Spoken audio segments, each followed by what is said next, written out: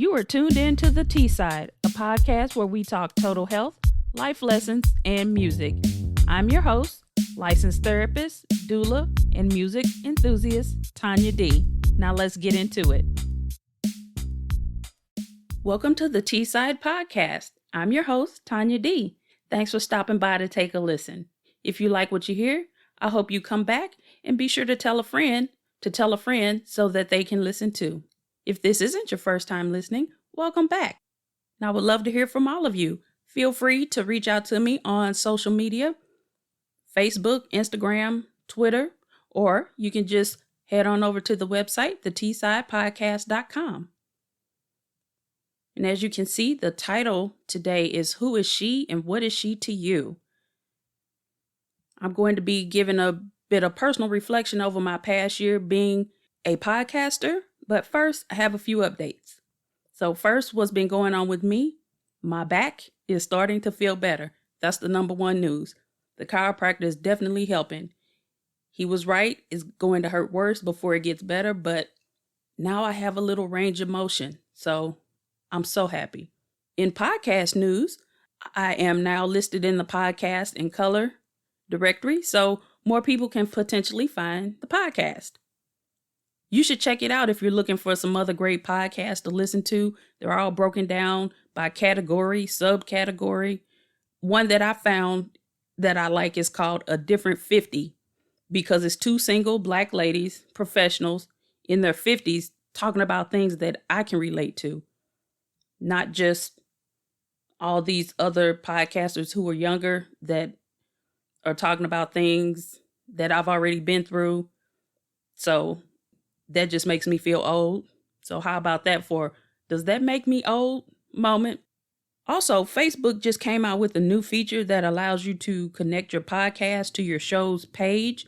So now if you go to my Facebook page, you can listen to the episodes directly from there. No need to go to any different page or click on any additional links. Now you have to be following the T-Side podcast page on Facebook so you know when the episodes come out.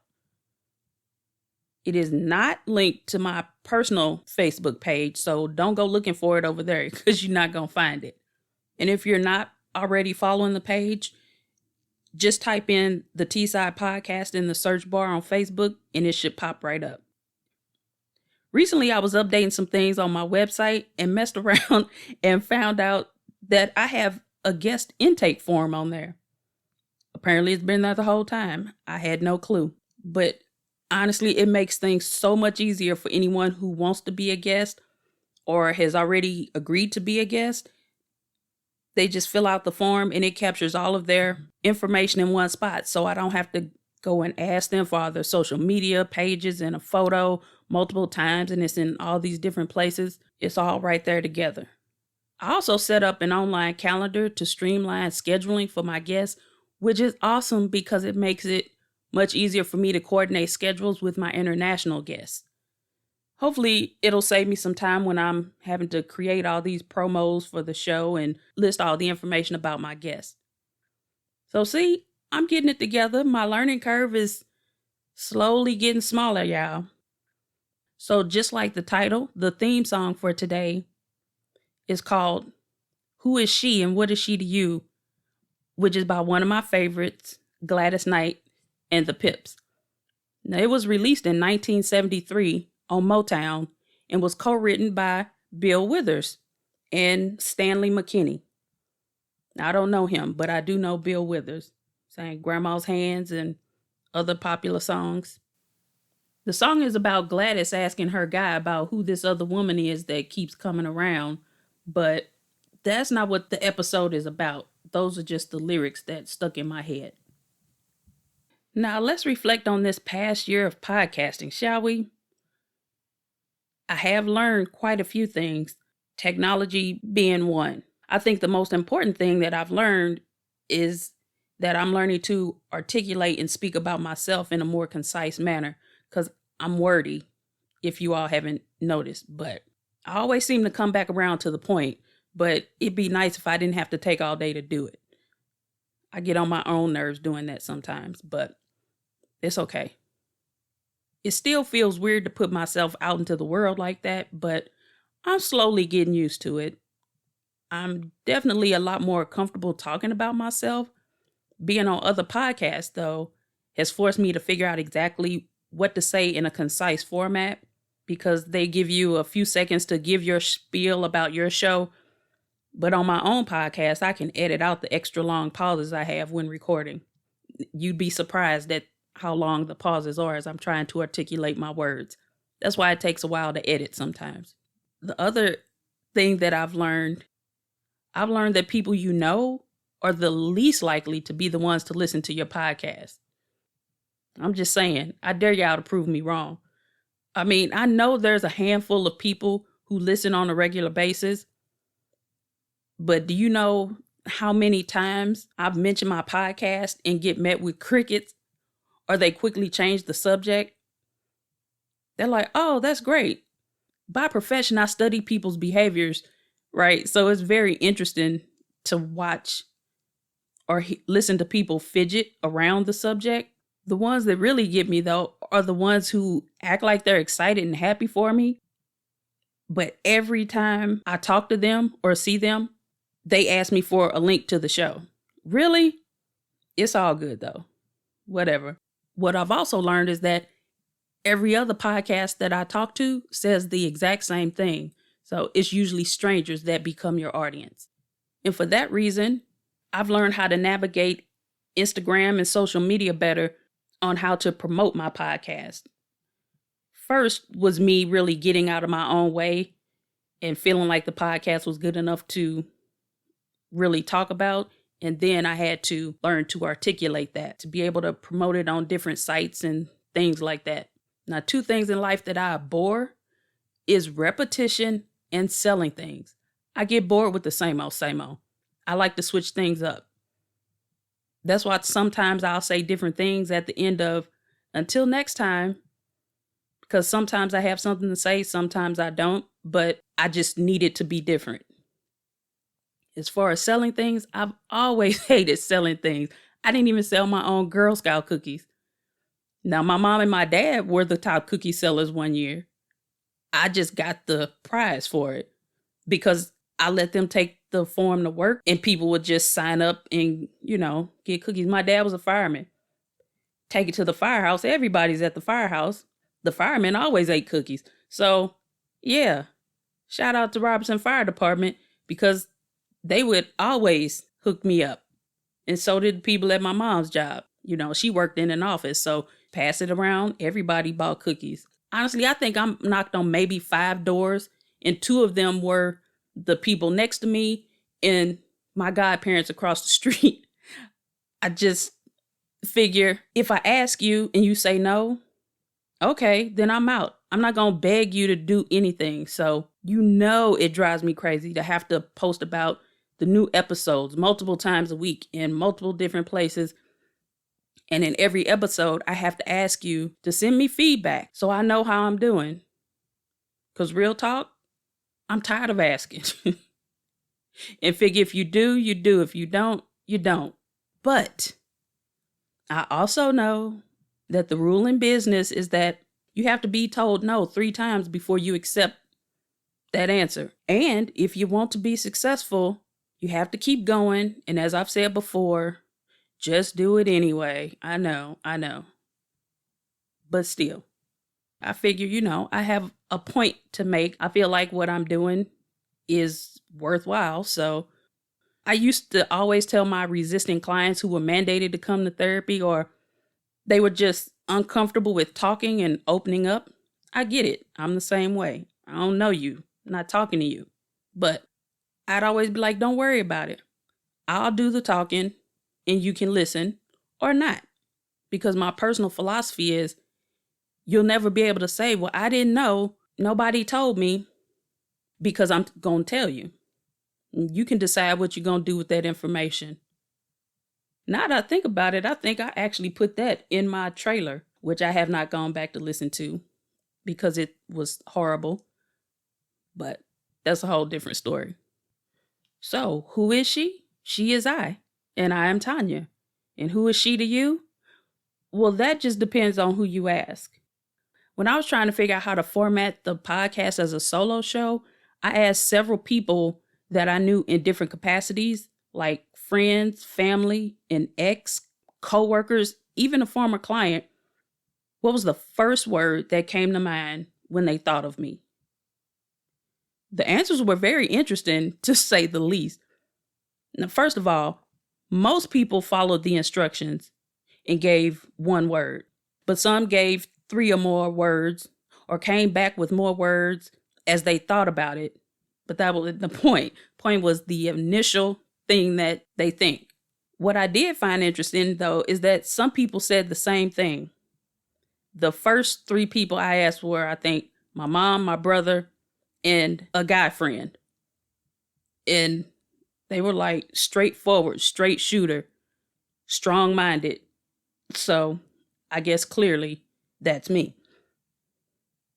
But I got straight shooter, direct twice, strong-minded, straightforward 3 times, creative 4 times, caring, kind, thoughtful, intuitive, empathetic, and analytical.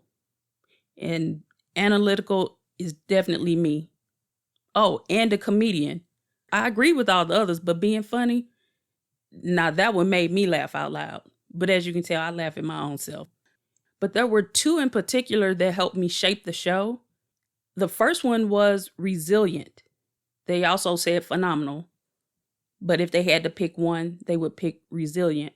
And the reason behind resilient was, and I quote, "No matter what has been thrown at you, you come back on top, stronger than ever, still loving, still smiling, still encouraging, and pushing for others." Now that one got me because it's true.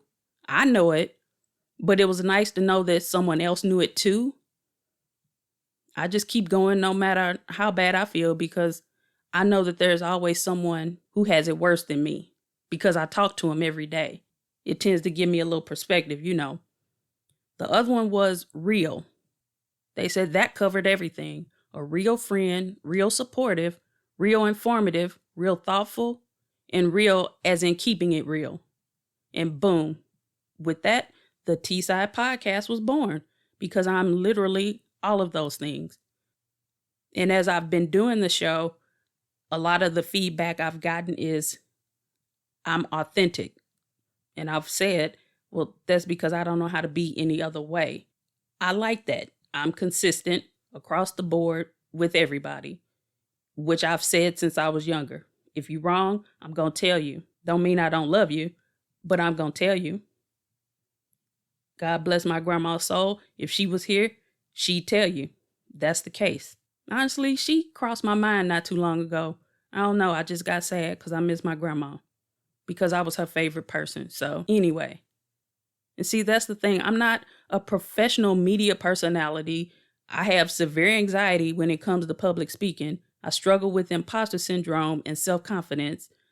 I have a lot of health issues, but all of that makes me relatable. Now, on the flip side of that, I am a professional social worker. And aside from providing insight from my own personal experiences, I can be informative, but in a relatable way. I think part of that is being an empath. Even if I haven't been through it, I can just feel how the other person is feeling.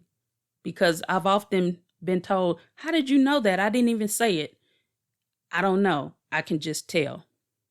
But I'm not going to give you all these great top 5 ways to list or cool acronyms or worksheets with all these, like all these other podcasts and professional coaches do. Although I have looked into becoming a life coach. I think I do it, just not professionally certified to do it. But I'm working on that part. You know, creating all these concise lists, but again, I have to be concise in order to give concise information. Sometimes I feel like an imposter for posting positive messages online and feel like people think I'm a goody two-shoes or something. But truth be told, I post a lot of them for myself because I know that Tawnya before therapy, and she's a scary person. I'm definitely a pessimist by nature. I've just learned to find the bright spot in dark situations.